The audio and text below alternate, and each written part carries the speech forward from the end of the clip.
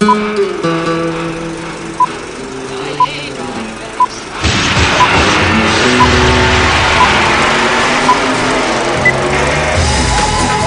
to the Reviews Without Remorse podcast with Joe and Dave. Be warned, the discussions in this podcast will contain detailed spoilers. For spoiler-free reviews of newly released films, please check out our channel Reviews Without Remorse on YouTube and VidMe. Enter at your own risk and enjoy the show. And welcome to the podcast that everybody's been waiting for. That's right, ladies and gentlemen, this is my time to shine. This is episode 46, and this is David's top movies of 2017.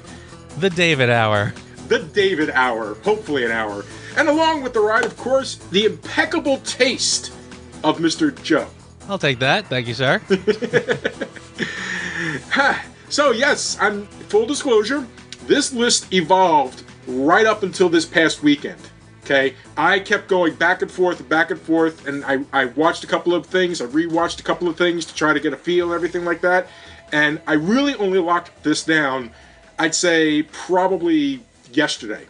Okay. So, I feel you, because I was very much the same way. I every time I thought I was done, something happened, and yeah, and there's a lot of movies. I mean, I freely admit that there's a lot of movies I missed. I did not see John Wick 2. I did not see War for the Planet of the Apes. I did not see The Foreigner, or Valerian, or Gifted, or Ghost in the... any of those. I have not seen any of those as of yet. I've got them. I'm ready to watch them. I just haven't actually had the time to sit down and watch them. I did, you know, it's funny. I was going to do the same thing last week. I meant to sort of mention a few of the things that I had not seen, but honestly, I don't think they would have had much impact on my top 10. That's kind of what I'm feeling. Maybe War for the Planet of the Apes might be the only one that might have made my top 10, because I get the feeling I was going to enjoy that one. Is it time? So what's the music cue going to be this year, my friend? Well, considering the disappointing year with Star Wars this year, you know what I'd like to go with? The Avengers theme.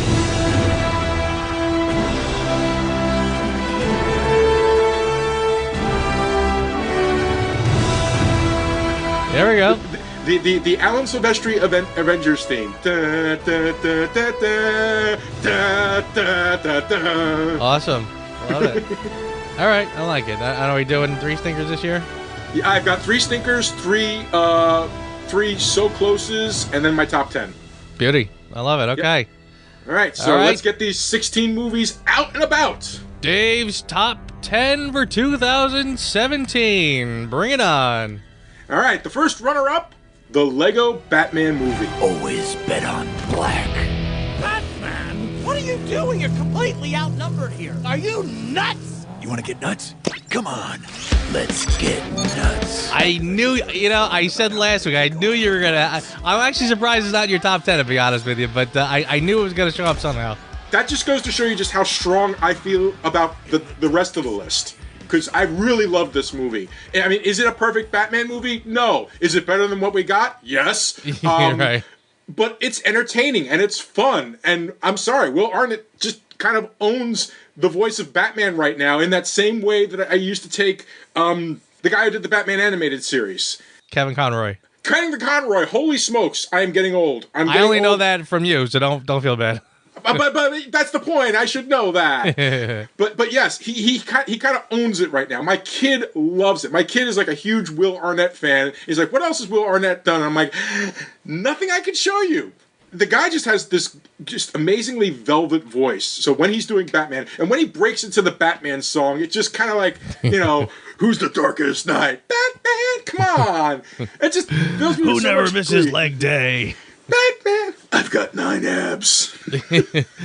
You know what? And you know what I like is that this is one of the ones we talked about in our very first episode. So again, this is one that came out early, but yet stayed. It didn't lose its luster in the whole year. No, and I've watched it a couple of times. Liam's watched it a couple of times, and I watch it with him, and every single time I'm giggling. Zach Galifianakis' Joker is fine. Having all the bad guys come into the play. The way that Superman kind of sort of disrespects Batman with hey, it's a Justice League party. Oh, I must not have gotten the invite. And along comes Green Lantern like, yeah, that sometimes happens. I sometimes send an email and he doesn't ever get back. Oh. Yeah. It was a great movie all around. It was just joy. A lot of joy. It was nice to have at least a close Batman movie. Nice.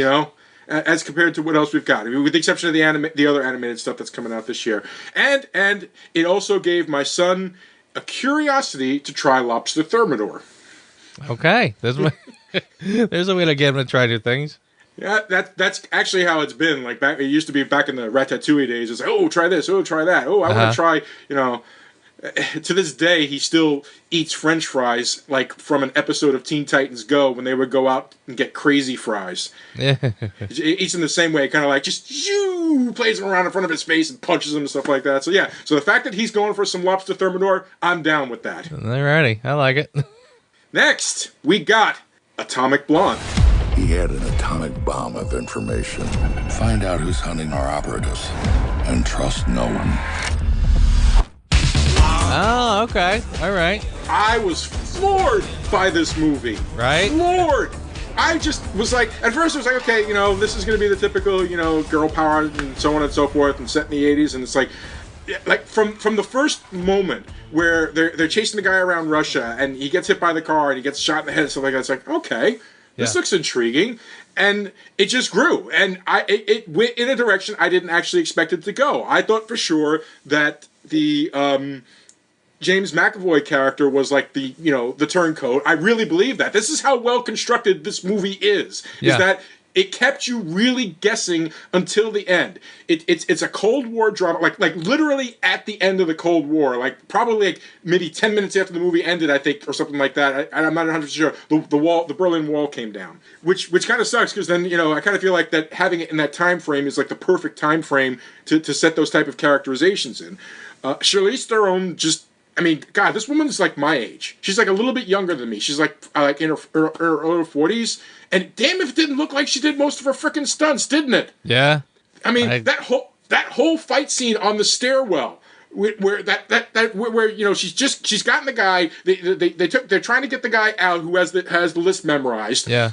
And McAvoy does the McAvoy thing, and she's trying to escape, and she's got these two guys chasing after, and there's this extended fight scene on the stairs like that the director 5 minute long. Yeah, he did a tremendous job making it look like it was a one-shot deal. Yeah, just so well put together, beautiful. I sat there with my mouth agape. Yeah. That scene alone is worth the price of admission. Oof, I totally agree. I've actually, I've shown that to, not shown it, but I've talked to people who, guys older than me, who really got into like the 60s, 70s trench coat, Cold War kind of thrillers, and even they were really impressed with their story. Like how you really just didn't know what was what and the double crosses and everything. Right, really up to the well end. Done script, yeah. Yeah, right up to the end. John Goodman shows up at one point, and Toby Jones, and it really is. It's a great movie to experience. It's fun. It's thrilling. It keeps you guessing. The cinematography is so beautiful. The sets and the lighting is just At first, when I saw the trailers and stuff, I saw the sets and the lighting. Is like, is Joel Schumacher directing this? Is this like Batman or something like that? But when you see it in the context of the film, it's like, okay, now I get it. That works. That makes sense. Yeah. I thank you. If you hadn't, honestly, I was going to kind of like let it slide, but when you mentioned it on your list, when we recorded, I was like, you know what? Now I got to check it out, and I'm so glad I did. Cool. Awesome. All right, and the next one is It Comes at Night. I'm going to try and help you and your family. I want to thank you again for letting us stay here. Very cool. That movie had me on the edge of my seat. First thing you have to know about this movie, there is not a lot of action. There really isn't. The story is told in a way. This is a story about people. This is when I talk to people about The Walking Dead and I try to explain what the appeal of the show is to me, and it's like, no, to me the zombies are just the afterthought. This is a story about people dealing with the end of the world with zombies, and like It Comes at Night kind of like exemplifies what it was I expect The Walking Dead to be. This is an extremely tense situation. You've got a family with another family trying to come together, trying to trust, but how do you trust? The littlest cough, the littlest moment, the kid, kind of falling asleep in the grandfather's room. These little moments that just kind of like kind of eat into your mind as the movie goes along. And the acting my God, just so well acted across the board. They don't really give you a full introduction to the character. This is like, they don't tell you even really what's going on. You're not even 100% sure what happens when the black comes onto their eyes and stuff like that. Right. They never really explain. And I like that. I like that it's just this like creeping terror type thing that just kind of builds as the movie goes along. And I like that the scares weren't cheap.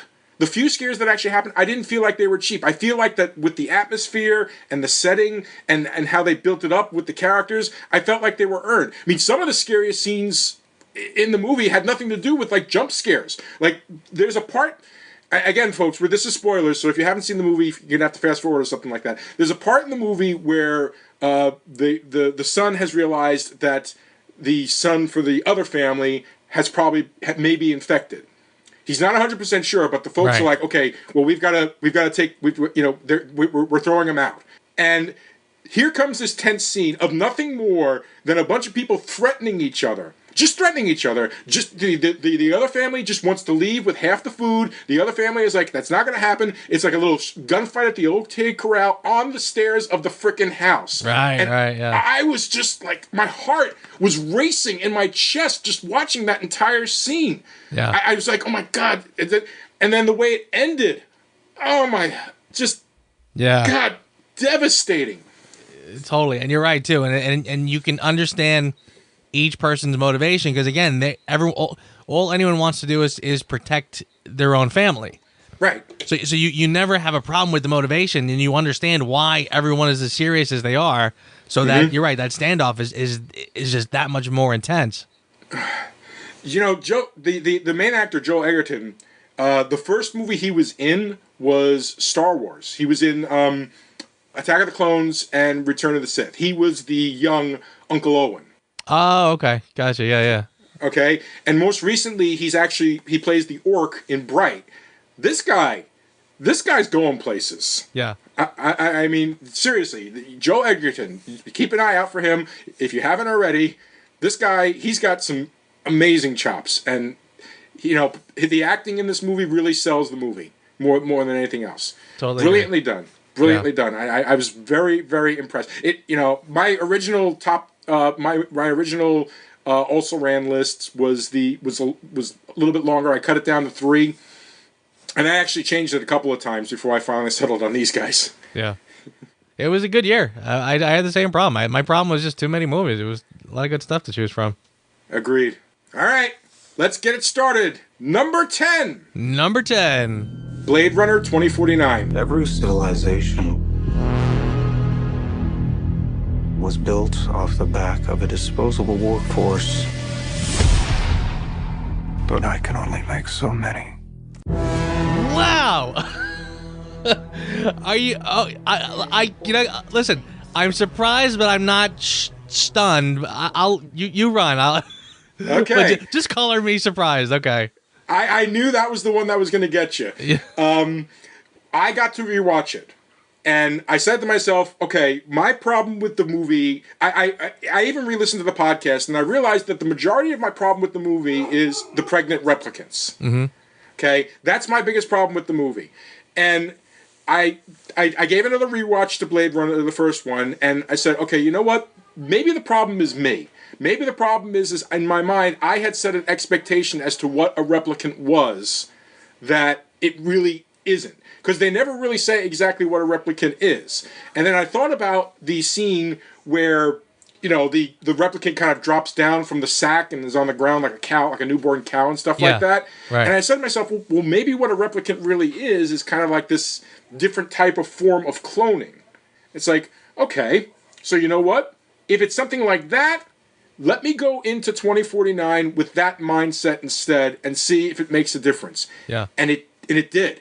It did. I found that I was able to appreciate the movie much more. I mean, first of all, we both agreed visually, musically. Yes. The movie is outstanding in just that alone. Yeah. So with this newfound look at the movie, you know, is it still a perfect movie story-wise? No. But once I got past the, you know, replicants getting pregnant, I was like, this is good. This is still some good, brainy science fiction.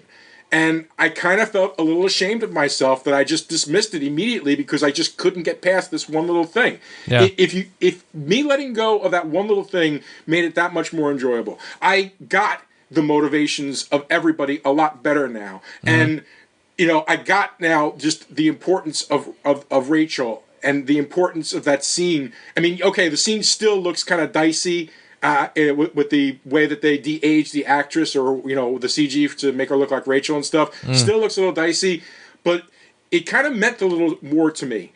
And yeah, I'm still not completely convinced that Rachel was Deckard's love of her life, but at least the way that it was portrayed, you'd almost kind of say, okay, you know what? Maybe we didn't see it in the first Blade Runner, but the way he reacts to her now makes me feel like maybe he actually did. So a lot of the hang-ups I had about it just kind of faded away, and I just kind of enjoyed it for what it is. And when I was able to do that, I did. I mean, I would, if I were rating it now, I would definitely give it an 8. So, and I want to watch it again. I feel more motivated to watch it again because I feel like I still have stuff that I feel like I've missed, and I want to watch it again. Yeah. I have to tell you, there's a part of me that's kind of kicking myself now that I didn't watch it again. And I mentioned this last week, that I really wanted to rewatch it before kind of finalizing my top 10. And I had the same feeling. I remember when we talked about it, I remember, and in fact, 2 weeks ago when we did our kind of little short year in review, what did we feel we were too hard on? What did we feel we were too easy on? Just like I walked out of Last Jedi saying to myself, I know that after I give this initial review, I'm probably going to come back later and wish I gave it a lower score. Same feeling with Blade Runner. I had a feeling, I said, I'm going to score this low now. I got a feeling if I revisit this later, I might come back and rediscover it. Because I agree with you. When you say that if you just get past that one part, the movie takes off, that's just for me. Yeah, but that's still a big chunk to sort of say, once you just kind of dismiss that part, that was a big chunk. And I still feel like we were kind of, true to the idea that that's a big old matzo ball to swallow. That the idea, I mean, I still go back to Pregnant Replicant, and I still go back to the original Blade Runner, and I replay, the toy maker and all these other parts, and I say, was it cloning? Because that wasn't the vibe I got. But I do agree with you, though, like, once you sort of go back and if you do let that part enter your mind, that these are more like clones of something or other, then it makes a lot more sense. Yeah. But yeah, you're right. I agree that. But still, you can customize a clone. Just because the toy makers, he said, the guy in the freezer who made the eyes, he could still be the one that designed their eyes, and it's just part of the DNA aspect that builds the thing. And it would also explain why he says he can't make them fast enough, because there's probably a long gestation period as opposed to an assembly line. Right.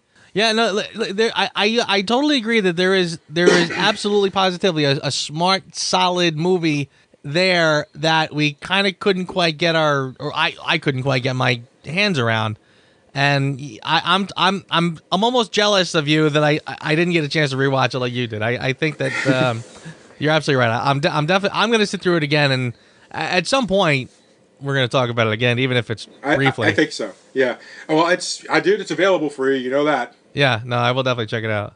All right, number 9. Number 9 is no surprise. It's Wonder Woman. Diana, fighting does not make you a hero. What if I promise to be careful? Just a shield, then. Diana. No sharp edges. Hey, there we go. DC makes it on your top 10 list. DC makes it on my top 10 list. Well, technically, the Lego Batman movie also kind of makes it on top of it, but whatever. That's true. Okay. All right. Welcome, ladies and gentlemen. Welcome, ladies and gentlemen, to an actual DC movie that works. Is the story simplistic? Yeah, sure. But, if you break down any of the Marvel movies, the stories are simplistic as well. Mm-hmm. But it's the way it's told. It's the way it's presented. Most movies nowadays, there's very few things that are original left out there. I've got 2 movies that I think are like really original, and yet both of them still owe to the long history of cinema. Agreed. So this is no different, but it is the culmination of what should have been.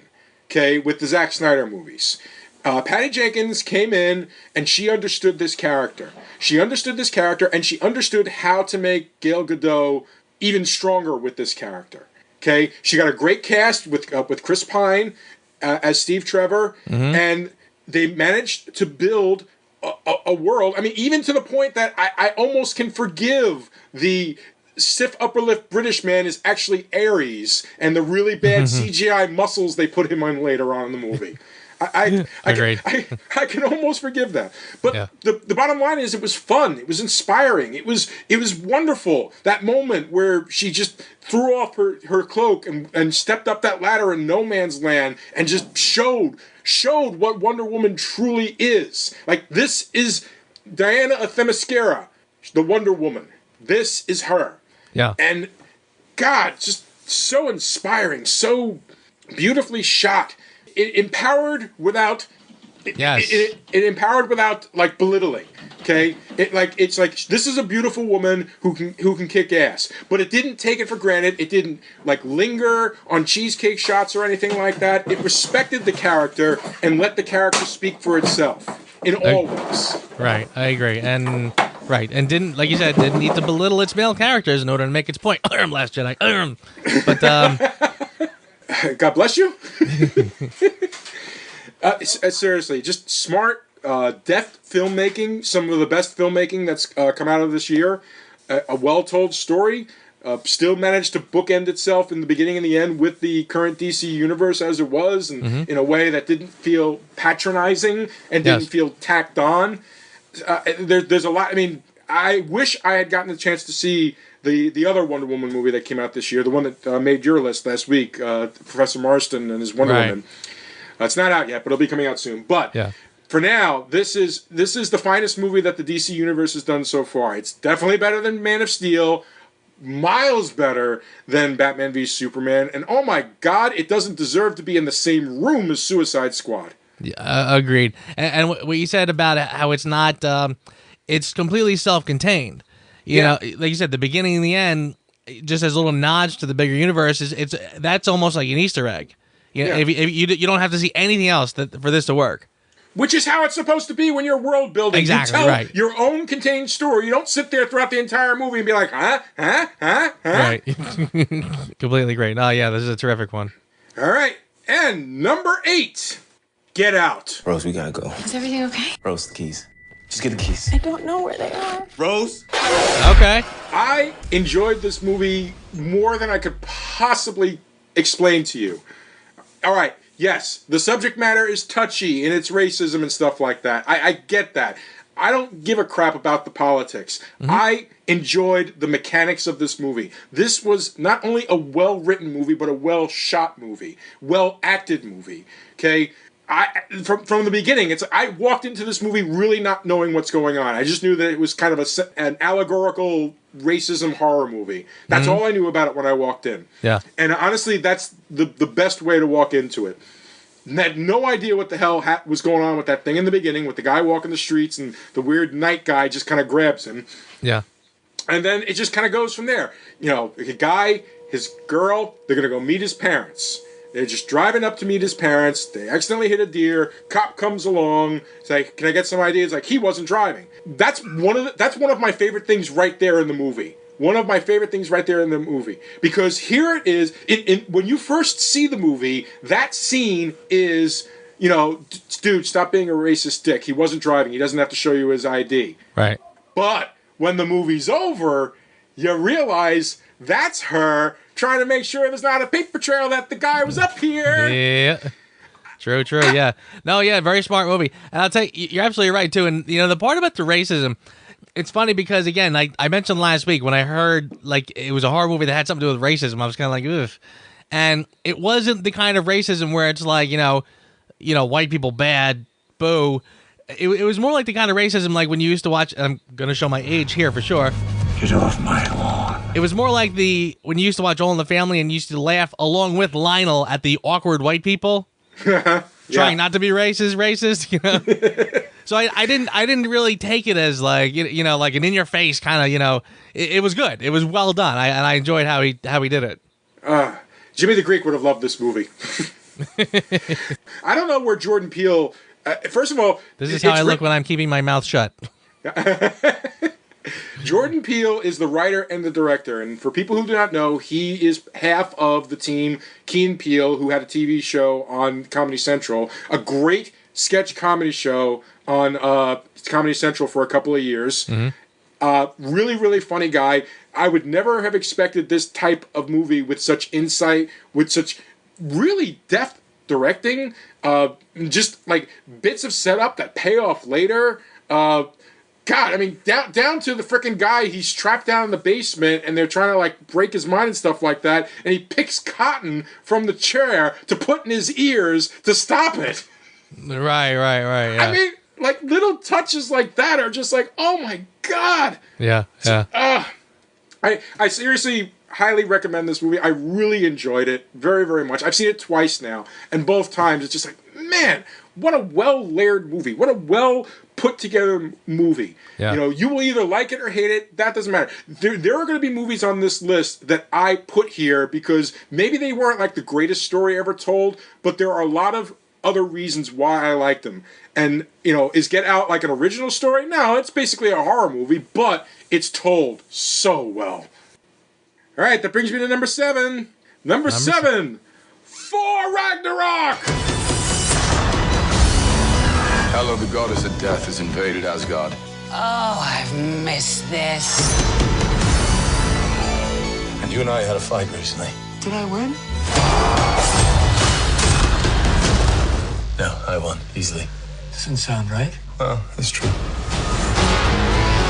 Boom. What can we say? I don't think any of the previous Thor movies would have possibly made my top 10 list. And here we are now, and the new Thor movie came out and just kind of embraced the absurdity of the character and allowed it to just grow from there. I mean, let's face it, it's an absurd character. It's a guy who spins a hammer to fly and has lightning and stuff like that, and he's super strong. Ridiculous. Right up there with Iron Man, Captain America. And Helmsworth, from the beginning, has been really good in the part, but it just, as much as I enjoyed the Thor character, I felt like, you know what, I don't know much about the character. It's all hurt, and this and that and everything like that. And we had discussed on a couple of occasions that, you know what, weirdly, we felt like Jane Foster was kind of hindering him. Yeah. And this movie kind of proves that we were right. Yeah. Because once the Jane Foster element, neither of us really liked that they basically just kind of brushed aside the previous Thors like they never happened. Right. But in some respects, it had to do that. It had to get aside that to get this story done. And what you have is an amazing roller coaster ride, a fun ride, a ride where, you know, there not only are there stakes, but you kind of feel for the character. Like there's growth in all characters. Thor grows, and he finds his new power. He grows as a leader, the leader that he wanted to be, that he was so cocksure about in the first film. Here he is now, and he's evolved to the point where he's finally earned the right to be that leader, and does it exactly how Odin had hoped he would be. Yeah. So there's the end of Thor's arc right there, and it was brilliantly done. Loki, the leopard never changing his spot. God bless him. God bless him for that. Yep. You know, and my favorite scene has to be as they're walking and talking, and Loki does this little trick, and Thor just gets this look in his eyes like, really? You know, yep. You're really trying to pull this crap on me? Uh-huh. Little moments in this movie were just so brilliant, but even the overall arc of the story was just so much fun. I had a blast watching this movie. I felt Kate Blanchett was a tremendous villainess. Agreed. I you know, just only the tiniest bit of scenery chomping, but my God, that woman can chomp scenery like a porn star can go down on a man. Oh, there you go. God. Listen, you know, it was on my list too. I thought it was absolutely spectacular, and you know, and again, not to keep kicking a dead horse, but unlike a film like The Last Jedi that dismisses everything before it. Like, I watched Last Jedi, and they're actively dismissing what came before, but yet didn't seem to replace it with anything. Here, like you said, they got rid of its own shackles and flew, and just took off in this like exciting new direction. And it was the payoff for that was tremendous. I completely agreed. So happy where it wound up. So scared about what's going to happen with the Asgardians now, because we've seen the Infinity War trailer. It don't look like it ends well for Asgardians. Sure doesn't, does it? No, not at all. But still, excuse me. What Thor brought to the table, it rejuvenated the character as far as I'm concerned. It truly made him the mighty Thor that we'd heard about for so many years, and evolved him to the point where he's back in my top 3 of the Marvel characters now. It used to be Cap, Iron Man, and Hawkeye, and now he's up there. Wow. Things are rough when Hawkeye is higher up on your list. I will always have a soft spot for Hawkeye from the comics, and every time Jeremy Renner gets to crack wise like Hawkeye, it makes me happy. Look, I just need to know, because the city is flying. Okay, look, the city is flying. We're fighting an army of robots. And I have a bow and arrow. None of this makes sense. None of this makes sense. All right, dude. We're up to number 6. 6. Okay, I'm ready. Number 6. Number 6 is Baby Driver. There he is. Hey, baby. I used to listen to music all the time. He had an accident when he was a kid. He still got a hum in the drums. Plays music to drown it out. I knew it was going to be on your list. Holy smokes. Okay, let's call a spade for a second. Baby Driver is basically, God. You know what? Normally I have IMDb pages up to help me on this one. Help me, Joe. Who directed Baby Driver? Baby Driver was directed by Edgar Wright. Thank you very much. Jesus Christ, I feel like a loser today. Yes, Edgar Wright. This is Fast and the Furious, directed by Edgar Wright. You know, when plot-wise, when you break it down to brass tacks, that's what this is. Okay, this is the reluctant guy he's the best driver, and so on and so forth. The plot is not original. Everything else about it is what's original. Hey, here's something original. This is what counts for original in 2017. Hey, here's something original. Let's not use CGI cars. Let's actually stage these shots.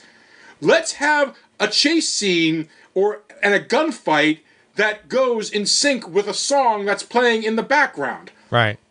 I mean, editing alone, this movie deserves all the kudos. The totally editing in this movie is outstanding, and that's Edgar Wright. Edgar Wright is very meticulous with the way he shoots a movie. He has it in his head, and just, oh my God, the soundtrack alone is worth it for everything.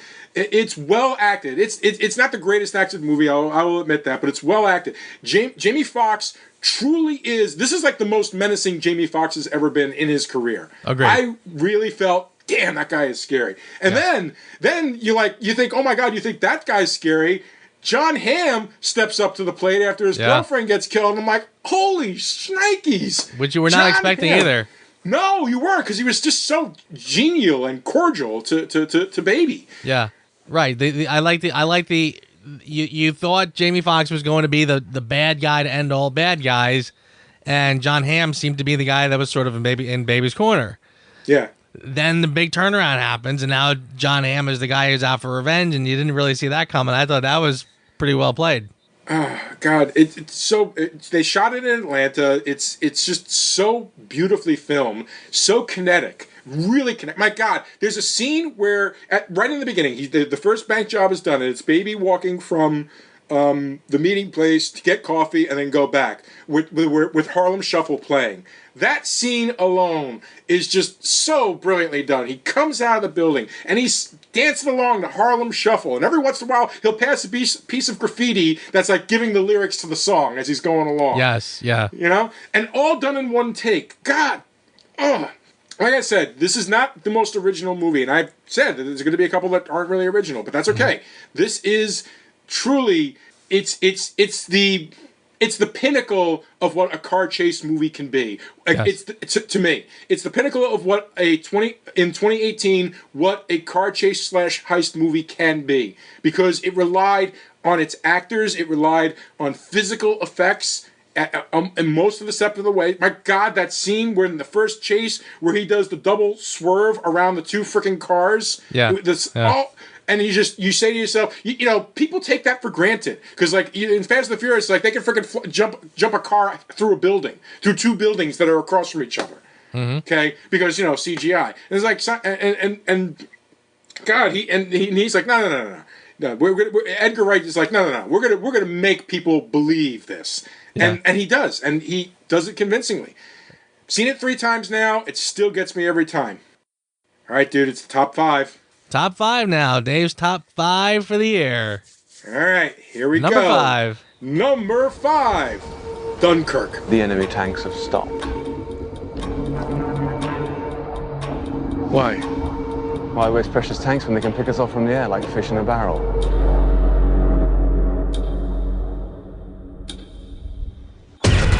Wow. Okay. I can't say I'm surprised, but that... Okay, first off, I am a Nolan fanboy. I'll be the first to admit that. But I will also be the first to admit that Dark Knight Rises is a weak film. And when we get to the Batman series, which we're going to get to, we'll discuss that in further detail. I'm looking forward to that discussion. I am not blind. I am not blind to think that Nolan can do no wrong. The guy can make mistakes. It is possible. This was a passion project of his, and it's so evident in how the movie is done. Okay?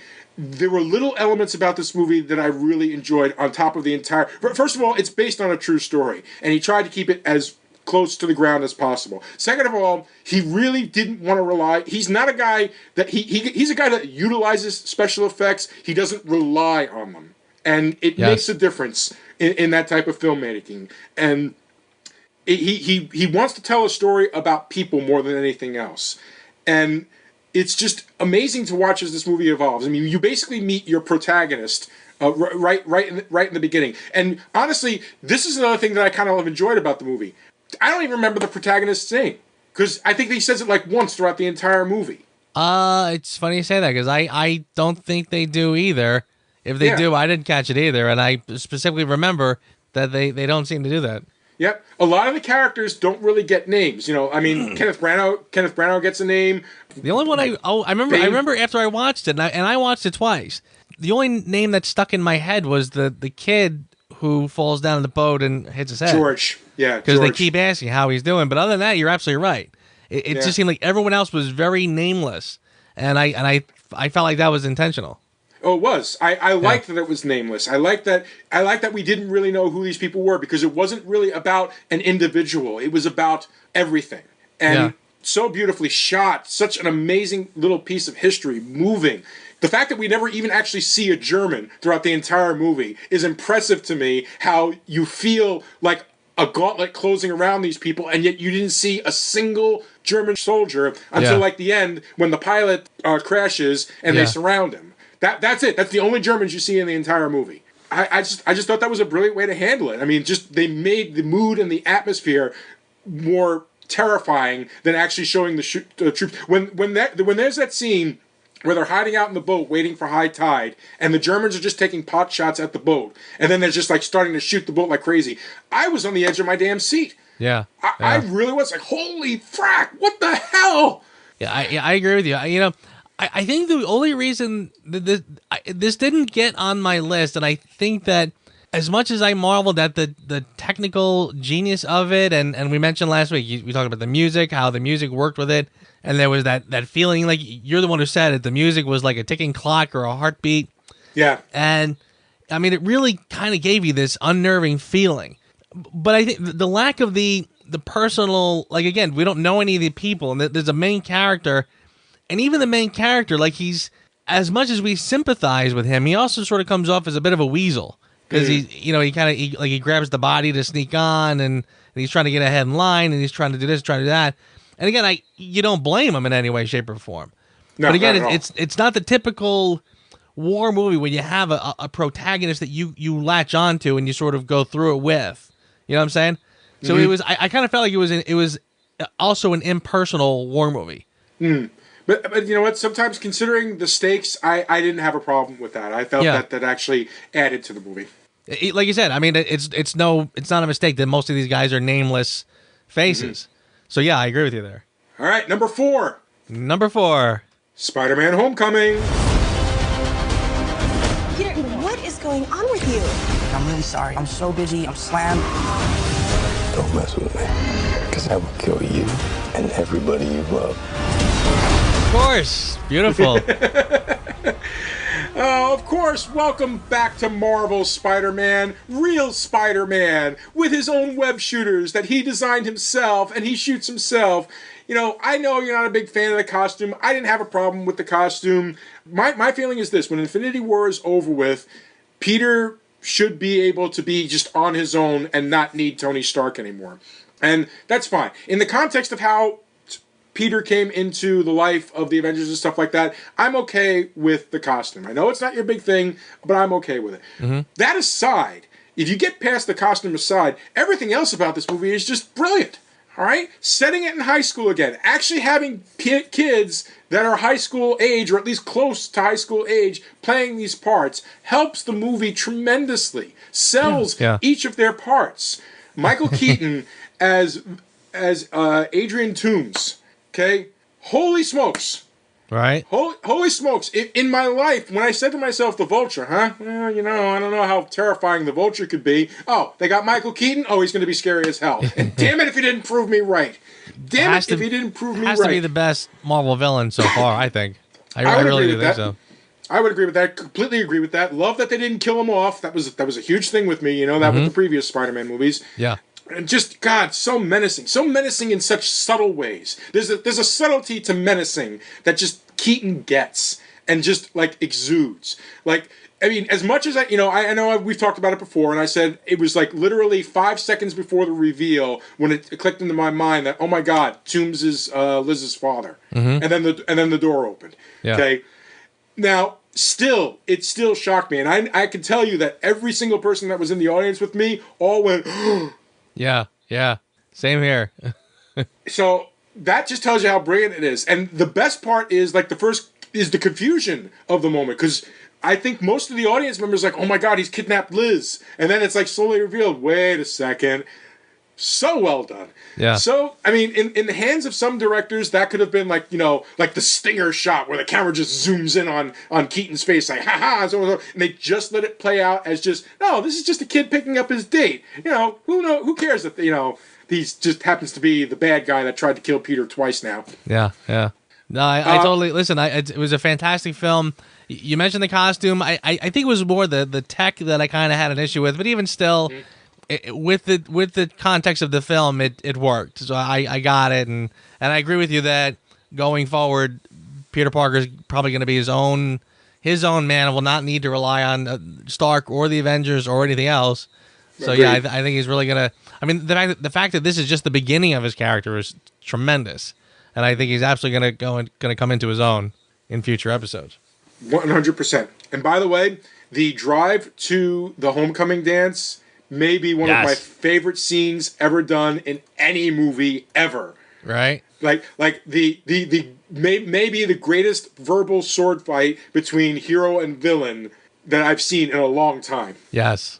Totally agree with you. And just that look on Peter Parker's face, you completely understand the way he's feeling. Oh my God. And how he's trying to cover it whenever Liz is like looking over and stuff like that. Just, oh God, so well done. Yeah. So, you know, that's great acting and directing right there, ladies and gentlemen. Absolutely.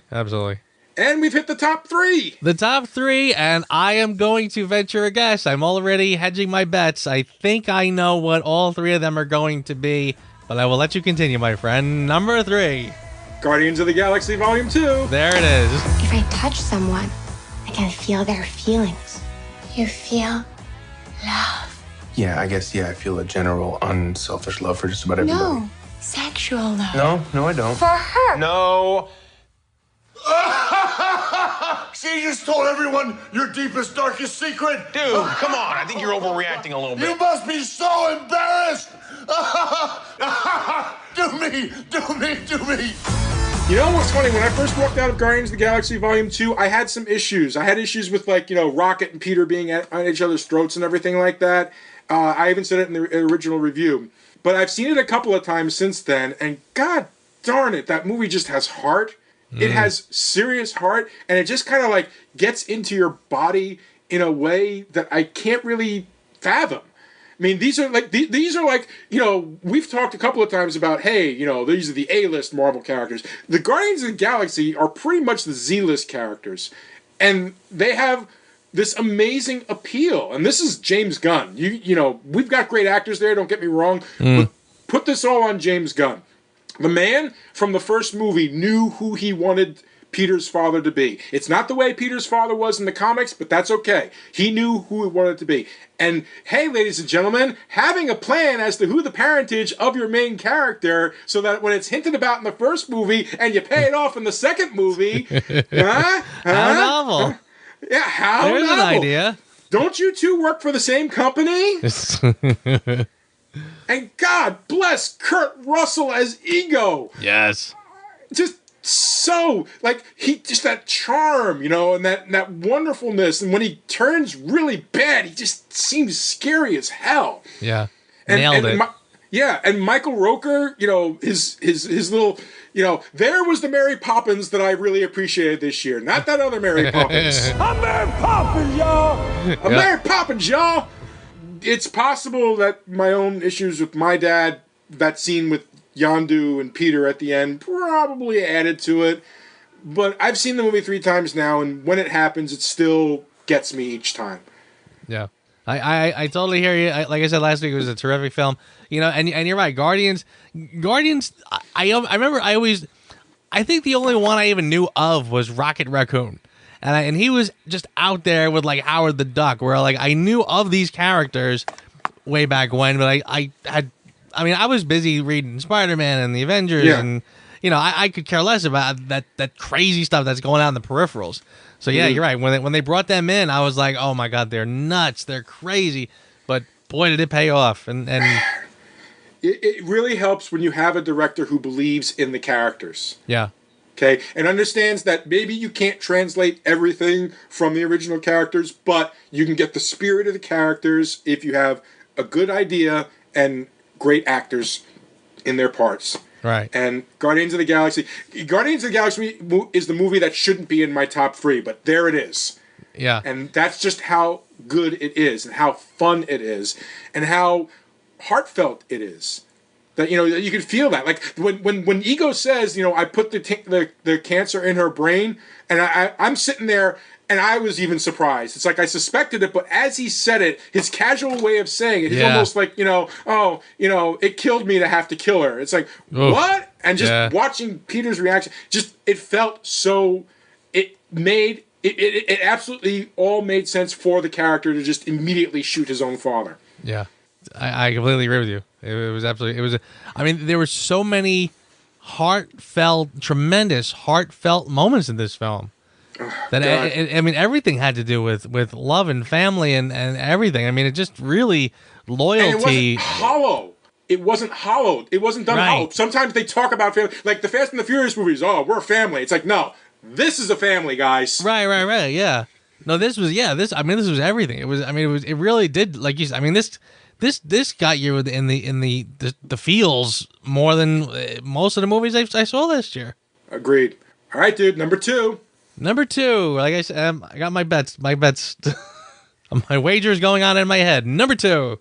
Number 2 is Logan. Hello. You got to pay for that, right?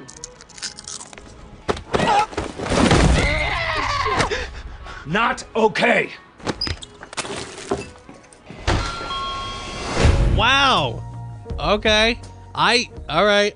Then I think I know what your number 1 is, but let's talk about Logan. Go ahead. Welcome, ladies and gentlemen. Logan was by far the best comic book movie of the year, but damn it, if it couldn't be, I will be very, very disappointed. The Academy has disappointed me for years, so I'm not looking to, find anything new with it. I will be very disappointed if Logan does not get an Oscar nomination. This movie was just brilliant from beginning to end. The culmination of Hugh Jackman playing that character for like 10 years now, probably longer. 2001 was when it started, so even longer than that. Okay, this is the culmination of that character. This is Wolverine in his final form. Okay, this is the Wolverine I've always wanted. This is the Wolverine, the angst, the drive, the just leave me the hell alone, and yet still with heart.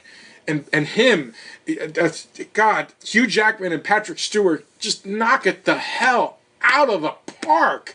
It guts me sometimes to watch that movie. I wanted to rewatch the movie, and I put my little finger over play, and I can't do it. I just can't.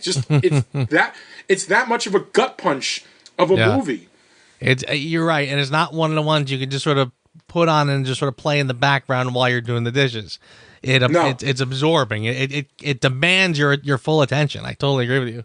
Right. The cinematography is just on point. I mean, even the slow scenes are just so beautifully framed. Yeah. It literally is, and the big influence with this movie is like Shane and like old Westerns and stuff like that. And you can feel it on the screen. You can absolutely feel it with every single shot that happens. And it's just so compelling. Amazingly compelling. Like, the compelling Wolverine story that I've always wanted, and it's his frickin' swan song of all god darn things. The girl who plays Laura is amazing, and I think she's like 11 or 12 years old. And it's like she added to the part. She was the one that came up with the idea that she got so angry that she started speaking Spanish. That was just an improv that was done during the casting process, and they incorporated it into the movie. Wow. Yeah, she was tremendous too, and I don't think I even got around to mentioning her last week at all when I did my top. Yeah, she was tremendous, and again, we talked about how you needed the gore, you needed the F-bombs, you needed all that to put yourself in that frame of mind that this is a different film. She is one of the reasons why you needed to do that, because again, now you got a 11-year-old girl running around chopping off heads faster than Wolverine can. I mean, yeah, she was amazing. She was amazing. Her performance was amazing. The action that she brings to the table was amazing. I mean, just everything about her was spectacular.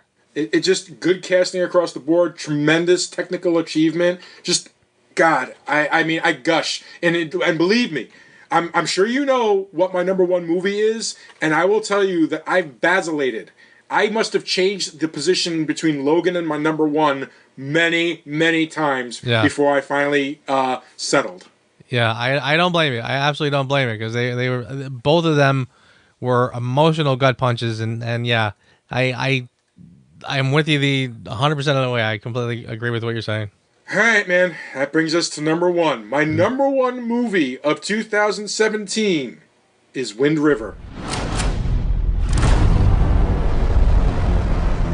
Why would a teenage girl be out here? What's she running from?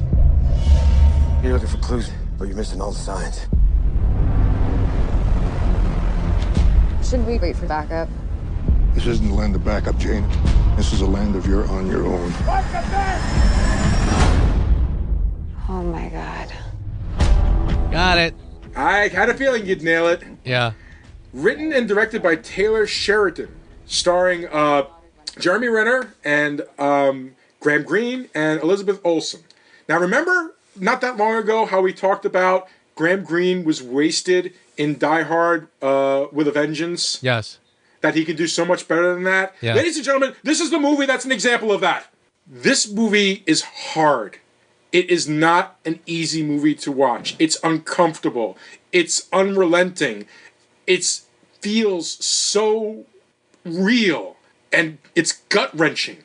And it's so beautifully done. You've got like people, you've said it yourself, and I totally agree. I've always said Jeremy Renner is an actor who hasn't found his part. Here it is. There you go. This is the part that this is an example of what this man can do. He can absolutely act. And he can out-act a lot of these freaking actors that are out there today.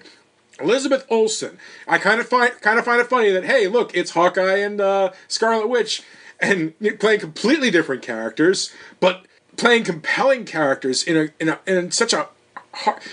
You know what's funny about this movie? I want to talk about it, but I want the viewers who probably haven't seen this movie to see it and experience it, because it truly is a movie that's like, you know what? If I tell you anything about it, I feel like I've ruined it. I just want you to understand that this is a beautiful movie. This is a brilliant movie. This is so well done. It's hard. It's a hard movie to watch. I wanted to rewatch it again. Remember I was saying earlier about, I was vacillating between Logan and Wind River? Mm-hmm. one of the things I was going to do is like, well, you know what? I'm going to have a movie off. I'm going to watch one night, one the next night, and I'm going to make my final decision. Both times I couldn't press play. That's how difficult it was for me to truly do it. The mystery of the movie is so well done. I had no idea of anything. There's a point where you finally realize, okay, these are the bad guys, but you don't understand the context. And then when you actually see the context play out, it's like somebody just is holding you and punching you in the stomach, watching what happened and why all this happened. Yes. And you just feel disgusted. Yes. I completely agree. It is not an easy. It's a challenging film. It's a challenging film to watch, and when you said unrelenting, that is a perfect word for it. Even just the setting alone, which and again, it's not set where it's set just to have an interesting setting. The setting is crucial to the story. Exactly. And even when you watch it, I mean, you understand the struggle it would take just to live in this area, and this unforgiving element, this unforgiving part of the world, that it not only does it lend itself to the story, but the feeling you get, it's almost like you feel that the people making this movie had to have gone through a grueling ordeal to make it. So, I mean, and it all just sort of lends itself to the ultimate product. And it was you're absolutely right. The whole thing is just fascinating to watch. That movie stuck with me. Through all the movies that I've seen this year, for all the things that I've been entertained by, that movie still stuck with me. And every time I thought of this list, Wind River was always going to be on the list. I didn't expect it to be the top one, but when I started comparing it to the rest of them and thinking about the reactions and how I felt and how it made me feel and how it moved me through the story and how by the end of it, I felt like this satisfaction and revulsion at the same time. And if a movie can make me feel that, that's a job well done.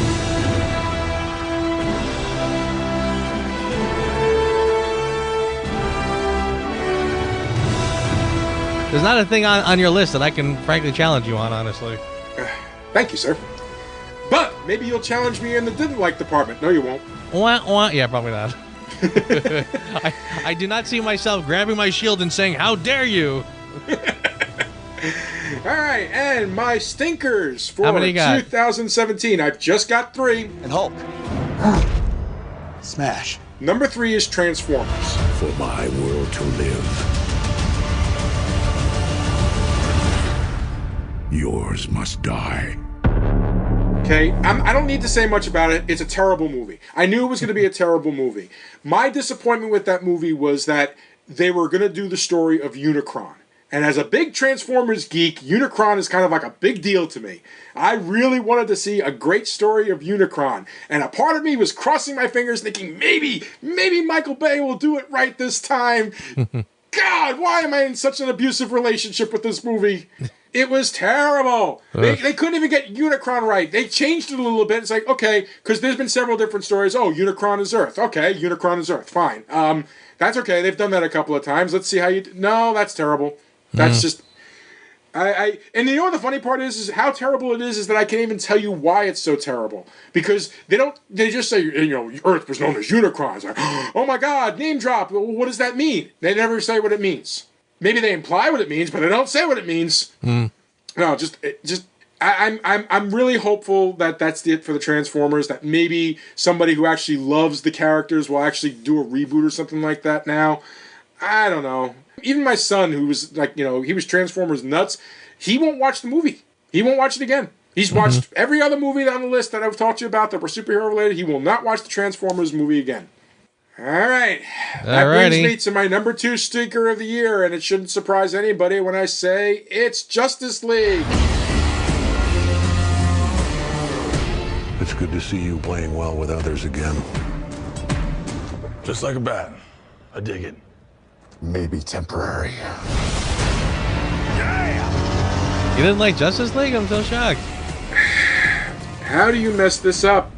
How? How do you mess this up? How do you fuck that up?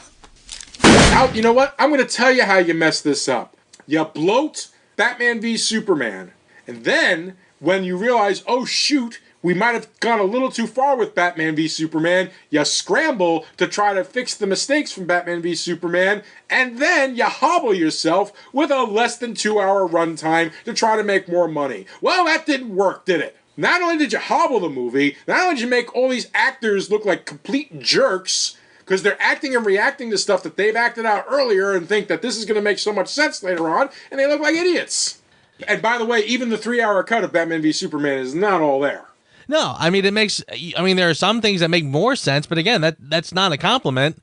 Because again, why are you shooting a 3-hour long movie only to end up chopping things out to make it fit?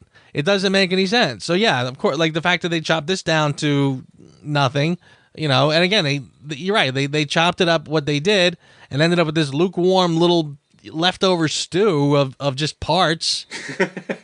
Leftover stew of parts. I like that. I'm going to use that someday. Yeah, but you're right. How do you get the greatest superheroes all on the same screen for the first time and fail and make it look terrible?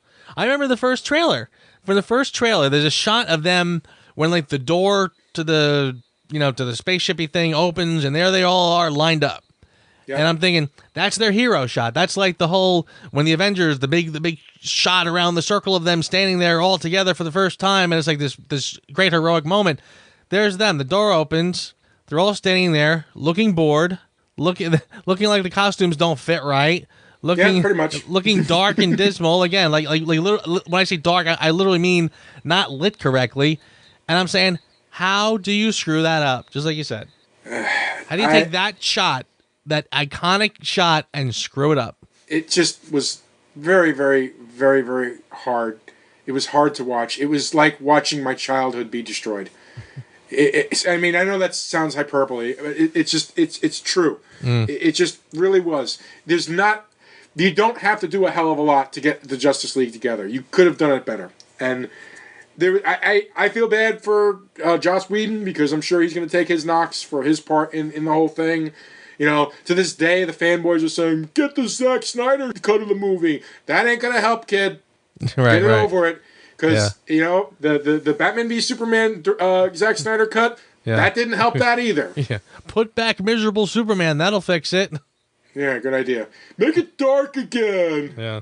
Oh, by the way, Movie Bob did come out since we recorded last week. He came out with his part 3, and if I had to sum it up in one sentence, you can't deconstruct superheroes before you've actually constructed them. You have to build them up first before you tear them down. Yeah, exactly. Thank you very much. All right, and that brings me to the biggest disappointment of last year, which of course was Star Wars: The Last Jedi. I've seen this raw strength only once before. It didn't scare me enough then. It does now.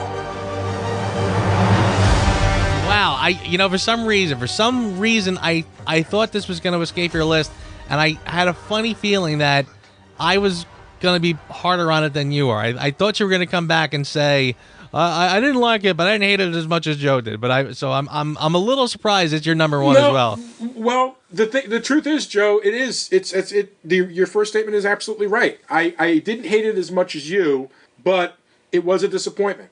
And I'm going to tell you why it was a disappointment. It was a disappointment because it was a couple of days after we did our review that it finally dawned on me exactly what it was about this movie that disappointed me. The thing is that this movie was nothing more than a final shove-off of the old fandom of Star Wars. This was the movie that said, guys, it's no longer yours. And they did it in a rather vicious way. Agreed. And it reminded me of when my dad died, honestly. It reminded me of when my dad died, when I realized, you know what? Yeah, okay, fine. I was in my 40s when it happened, and you would think I'd be grown up by then. But, that's like the final nail in the it's time to grow up coffin, so to speak. That was my first realization. This movie was my final realization. I love watching movies. I love talking about movies with you, man. I love doing that. But this was my realization that the fandom has now passed me by. I kept the torch for years, and instead of being able to like an Olympic runner, just pass it off to somebody else, it got snatched out of my hand cruelly. And that's why it was a disappointment. I understand why they made the choices they did from a movie studio perspective, and I get that. But I don't have to like it. I don't get it, but go ahead. But Joe, because it's not about us anymore. We are the past. They're trying to get a new audience that will bring the fandom of Star Wars for the next 20 years, when they will then eviscerate those people and try to get the next generation of Star Wars fans. That's that, and I agree with what you're saying, but again, I don't see the logic in play. If you're telling me that you need to dismiss the old fans in order to bring new fans, if that were the case, then I would understand it. But you had the chance here to have new fans and old fans alike lining up to cheer this movie on, and old generations who can't wait to bring younger generations to introduce them to Star Wars. No, but for I'm some agreeing reason, with you. they've decided to give the middle finger to the old generation. And again, like I said, remember when we talked about the first Kingsman? And I said, there's a part in there as an example. I said, the part after the shootout in the church when he says, I guess I'm supposed to tell you my new plan and yada, yada, yada, and put you in an easily escapable situation you could break out of. Well, this ain't that kind of movie, and he shoots him in the face. Right. And I said, at that moment, it was sort of occurring to me that I couldn't tell anymore if they were paying homage to the classic spy films or they were mocking the classic spy films. And I felt like that was when it sort of jumped the shark into mocking, where now they're sort of saying those were stupid and this is a different movie. And I'm feeling like I'm getting that same vibe from Star Wars. And again, I don't understand why. Like when you see Han Solo getting a lightsaber get shoved through his chest by the new kid on the block, I'm not quite getting why that needs to be. Why does Luke Skywalker have to be a coward and a miserable old curmudgeon when, like I said, it's a 180-degree difference from what he was? Is it that hard to do a movie that appeals to old fans and new fans alike? Obviously not. Why do the old fans have to get shoved under the bus? I don't understand it. That doesn't make any sense to me. It's their own thing. It's their own level of confidence. I don't know exactly, Joe, but for whatever reason, they feel that Star Wars can no longer be a movie about black and white. The entire subtext of this movie is it's no longer light side, dark side, Jedi, Sith. It's now a world of gray. The very thing that George Lucas was trying to avoid when he first made the Star Wars movies. That's really what's happening here. They're trying to present Star Wars now as a modern, more complex science fiction to appeal to more modern, more complex style people. That's what they're going for. And I'm not saying I agree. I am not saying I agree with that. I'm just telling you, this was their mindset. It's a stupid mindset, and it's a hurtful mindset. I agree with you. I agree with you that there is something that they are shooting for here. I have my theories and suspicions, which I won't even get into, but there's something you can see at play here. And again, it is at the end of the day, it is saying this ain't your granddaddy Star Wars. You can take your toys and go home. And I basically, okay, I'll take my toys and go home. Yeah, I'm with you there, man. I'm gonna wind up seeing whatever episode 9 is with my son because I know he wants to see it. But the passion is gone.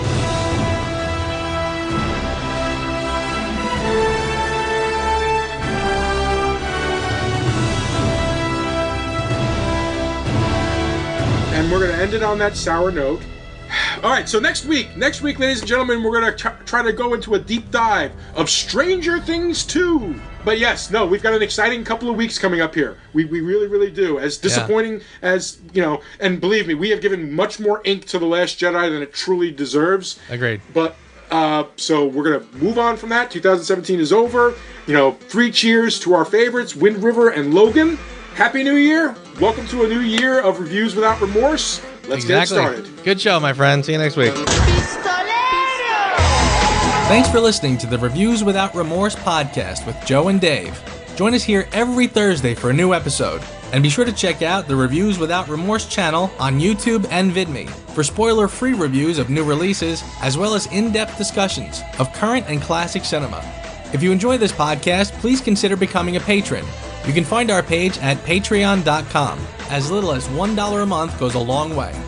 All clips in this podcast are used for commentary and critique, and is considered fair use. No copyright infringement is intended.